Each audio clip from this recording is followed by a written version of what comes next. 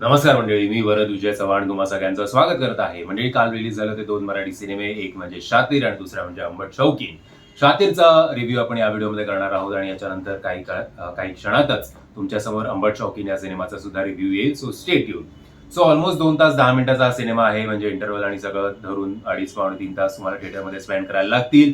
Promotion या दोन्ही सिनेमांचं अजिबात झालेलं नाहीये. का कोण जाणे रिलीज केले दोन्ही सिनेमे, हाईप सुद्धा मार्केटमध्ये एवढी नाहीये. आणि हा सिनेमा जेव्हा तुम्ही बघाल तेव्हा हेराफेरी 2 मध्ये जॉनी लिव्हर आणि परेश रावल यांचं जे वाक्य होतं, "अरे तेरा आवाज किधर तो दिया कहने लगता है मैंने, हाँ क्या तेरा चेहरा भी किधर सुनेना लगता है मैंने बाबा." असंच काहीतरी या स्टोरी या सिनेमाची आहे. मतलब कॉलेज आणि मग ते ड्रग्सचं रॅकेट आणि मग कुठल्या प्रकारे त्याचा ड्रग्सचा रॅकेटचा पर्दाफाश होणार याच्यावर आधारित ही संपूर्ण कथा आहे.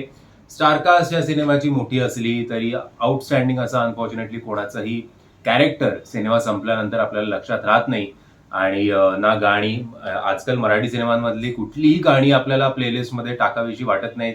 आणि जर गाणीच तुमची फेमस होत नसतील तर गाणी सुद्धा एक USP असतं बरेच वेळा थिएटरमध्ये जाण्यासाठी.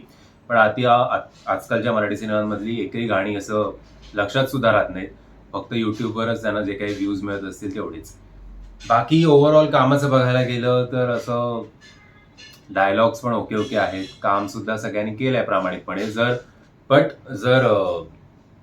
तुमच्या स्क्रीन प्लेमध्येच, तुमच्या मेन बेसिक प्लॉटमध्येच जर काही दम नसेल तर कलाकार सुद्धा कितीही जीव ओतला त्यांनी तरी ते प्रेक्षकांपर्यंत कनेक्ट होणार नाहीत आणि लोकांना त्यांचं कॅरेक्टर लक्षात राहणार नाही. आणि अनफॉर्च्युनेट आहे सध्या जे काही परिस्थिती आहे मराठीची ती. बघूया लवकरच काहीतरी चांगलं दिवस मराठीला बघायला मिळतील. मान्य आहे की कॉम्पिटिशन खूप आहे, पण तरी आपण पण एफर्ट्स घेण्यात खूप कमी पडतोय आणि लोकांना थिएटरपर्यंत आणण्यात खूप कमी पडतं. तेवढे आपण शातीर नाही आहोत असं शेवटी म्हणायला लागेल. जरा रिव्ह्यू पेक्षा मला मान्य आहे की जास्त बडबडलं जात आहे, बट असं काही नाहीये सांगण्यासारखं की मी तुम्हाला सांगू की हा सिनेमा काय करा, तुम्ही थिएटरमध्ये जा, की या सिनेमाचं हे चांगलं आहे आणि हे वाईट आहे. फ्रेम 1 पासून तुम्हाला जाणवेल की कुठे ना कुठे आपण प्रत्येक सीन असेल किंवा सिक्वेन्स असेल तो बघितलेला आहे. त्यामुळे अनफॉर्च्युनेट आहे जे काय आहे ते. तुम्ही हा सिनेमा बघितला असेल आणि माझ्या ओव्हरऑल या व्हिडिओशी जर तुम्ही सहमत असाल तर व्हिडिओला लाईक करा, नसाल तर कमेंट करून मला कळवा.